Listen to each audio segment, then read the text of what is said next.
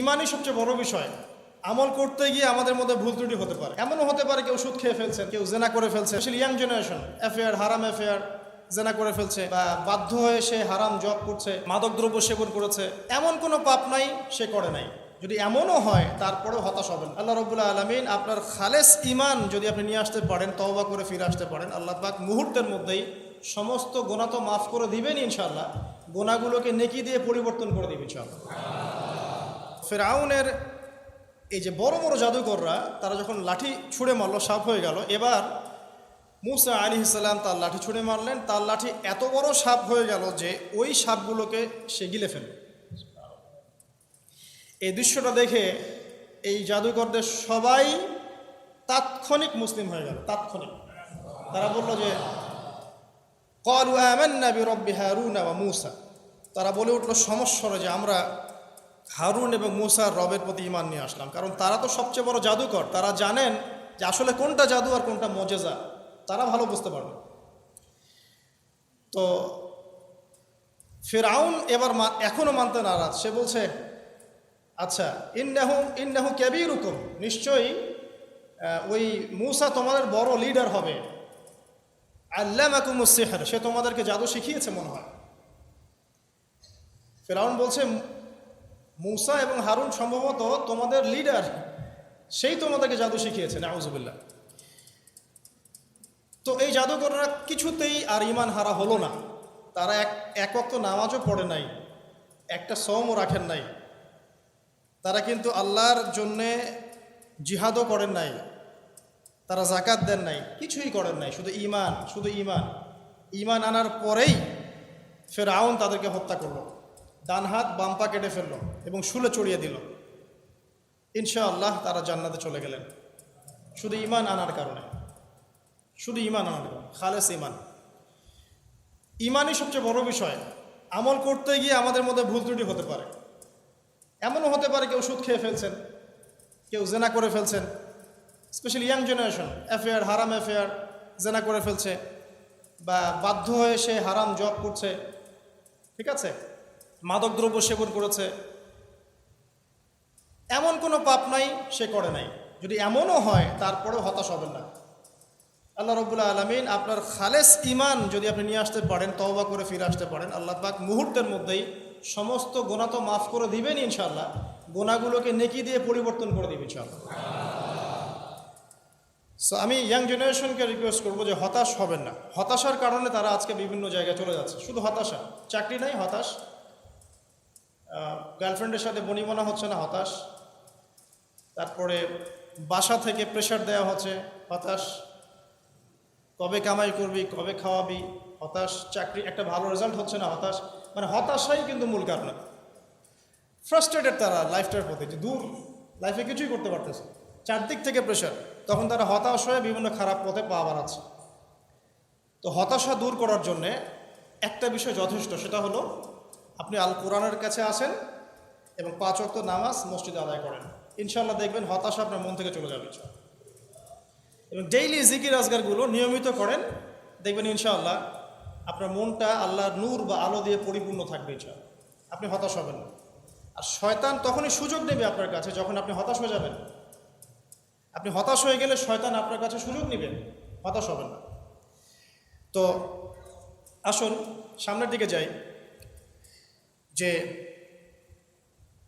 জাদুকররা যখন ইসলাম কবুল করলো, এরপরে নবী মূসা আলাইহিস সালাম ফিরআউনকে বারংবার দাওয়াত দিয়েছেন। বারংবার, কতবার সেটা আল্লাহ ভালো জানেন। বারংবার তাকে দাওয়াত দিয়েছেন, ফিরআউন তার দাওয়াত কবুল করেনি। যখন সে দাওয়াত কবুল করে নাই, মূসা আলাইহিস সালাম আল্লাহর কাছে দোয়া করতেন, একটা করে আযাব আসতো। একবার ব্যাঙের আযাব আসলো, একবার উকুনের, একবার ধরেন যে আপনার প্লেগ বা মহামারী, একবার রক্তের আযাব, হ্যাঁ, একবার ওই যে ফড়িংয়ের আযাব, মানে বিভিন্ন আযাব আসতে থাকে। যখনই কোনো আযাব আসে তখন ফিরআউন বলে যে হে মূসা, তুমি তোমার রবের কাছে দোয়া করো, যদি আযাব উঠিয়ে নেওয়া হয় আমরা মুমিন হয়ে যাব আর বনু ইসরায়েলকে ছেড়ে দিব। বনু ইসরায়েল কারা? যাদেরকে ফিরআউন দাস বানিয়ে রেখেছে।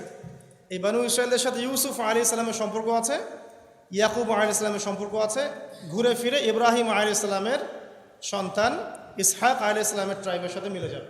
ঠিক আছে, যারা প্রথমে থাকতেন প্যালেস্টাইনে, সেখান থেকে এই যে মিশরে চলে আসলেন, পরে তাদের হিস্ট্রি কী হলো আমরা সামনে জানবো ইনশাআল্লাহ। যখনই কোনো আযাব আসে তখন ফেরাউন মূসা আলাইহিস সালামকে বলে, তুমি জাস্ট দোয়া করো আল্লাহর কাছে, আল্লাহ যেন আযাব উঠিয়ে নেয়, আমরা মুমিন হয়ে যাবো ইনশাআল্লাহ। কিন্তু যখনই মূসা আলাইহিস সালাম দোয়া করেন, আযাব উঠে যায়, ফেরাউন আবার সীমা লঙ্ঘন করা শুরু করে। এই সিলসিলা চলতে লাগলো, চলতে চলতে চলতে এমন এক পর্যায়ে আসলো যে ফেরাউন সিদ্ধান্ত নিল, ঠিক আছে, বানু ইসরায়েলকে আমরা সদল বলে শেষ করে ফেলব। কিভাবে?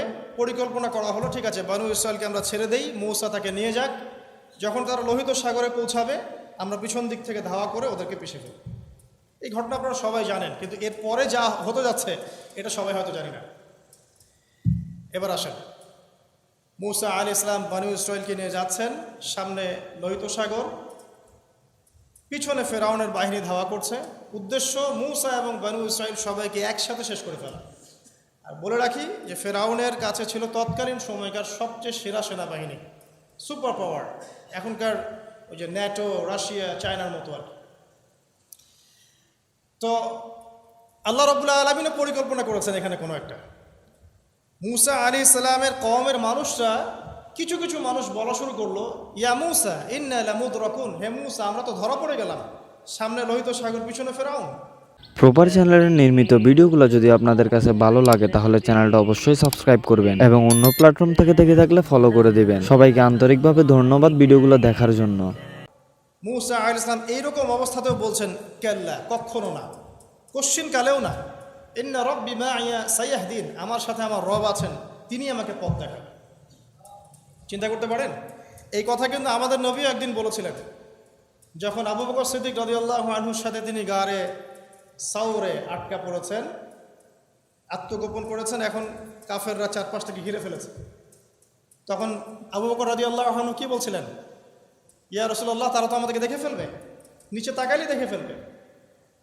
রাসূল সাল্লাল্লাহু আলাইহি ওয়াসাল্লাম বলছেন, কখনো না, কখনো না, লা তাহজান, তুমি দুশ্চিন্তা করো না, ইন্নাল্লাহা মা'ানা, আল্লাহ আমাদের সাথে আছে। এগুলো কিন্তু চারটাখানি কথা না। যখন আপনি বিপদে পড়ে একনিষ্ঠভাবে আল্লাহর প্রতি তাওয়াক্কুল করে খালি বলবেন যে হাসবি আল্লাহ ওয়া নি'মাল ওয়াকিল, আল্লাহ আমার জন্য যথেষ্ট, তিনি উত্তম কর্মবিধায়ক, আল্লাহ পাকের দায়িত্ব হয়ে যাবে আপনাকে সাহায্য করা ইনশাআল্লাহ। কোনো টেনশন করবেন না। যখনই কোনো বিপদ আপদে পড়বেন মন থেকে বলবেন হাসবি আল্লাহ ওয়া নি'মাল ওয়াকিল, অথবা হাসবুনাল্লাহ ওয়া নি'মাল ওয়াকিল, ইনশাআল্লাহ দেখবেন আল্লাহর সাহায্য নেমে আসবে ইনশাআল্লাহ। তো মূসা আলাইহিস সালাম এই কথা বললেন, বলা মাত্রই কি হলো? বলা মাত্রই আল্লাহ রাব্বুল আলামিন ওহী করলেন যে লাঠি তুমি ছুঁড়ে মারো এখন। মূসা আলাইহিস সালাম সেই লাঠি ছুঁড়ে মারলেন লোহিত সাগরে। একটা দুটো নয়, একটা দুটো নয়, 12টা রাস্তা হয়ে গেল, আলহামদুলিল্লাহ। এগুলো কোনো রূপকথা নয়, কিন্তু এটা বাস্তব, এটা হয়েছে পৃথিবীতে। একজন আলেম একটা কথা বলেছিলেন একদিন, যে আগে মানুষ যত বেশি আল্লাহর কাছাকাছি থাকতো, আল্লাহ পাকের নুসরা মানে সাহায্য তত কাছে থাকতো।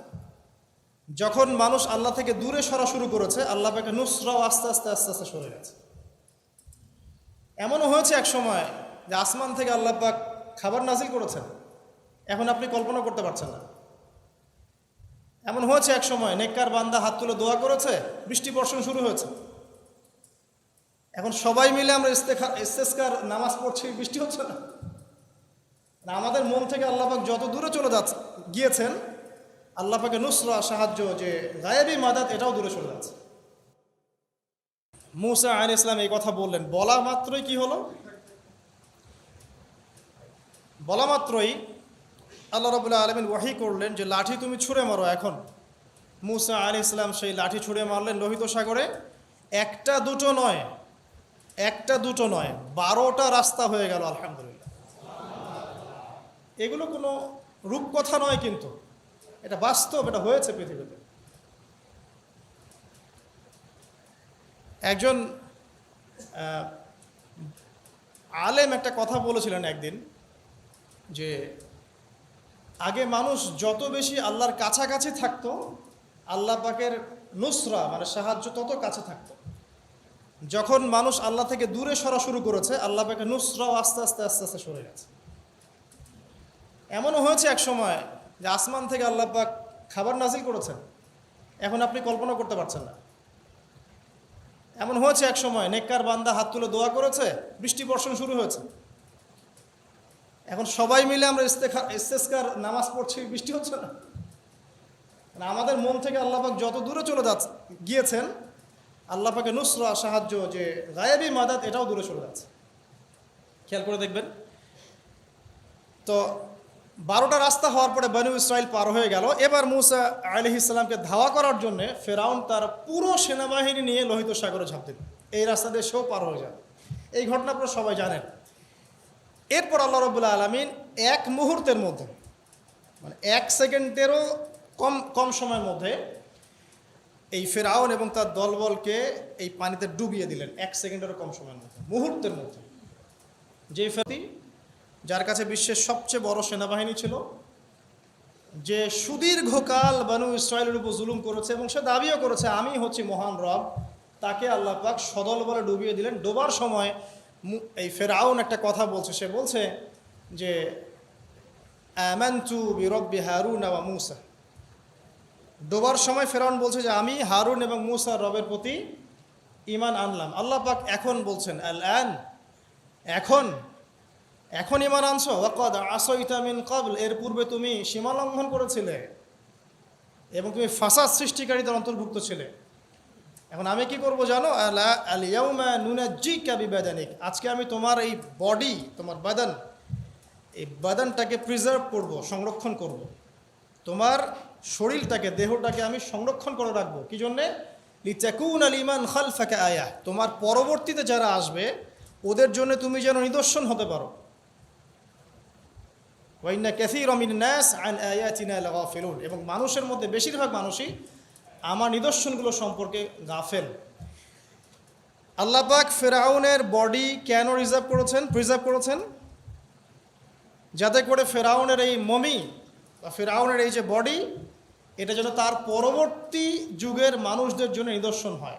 প্রপার চ্যানেলের নির্মিত ভিডিওগুলো যদি আপনাদের কাছে ভালো লাগে তাহলে চ্যানেলটা অবশ্যই সাবস্ক্রাইব করবেন এবং অন্য প্ল্যাটফর্ম থেকে দেখে থাকলে ফলো করে দিবেন। সবাইকে আন্তরিকভাবে ধন্যবাদ ভিডিওগুলো দেখার জন্য।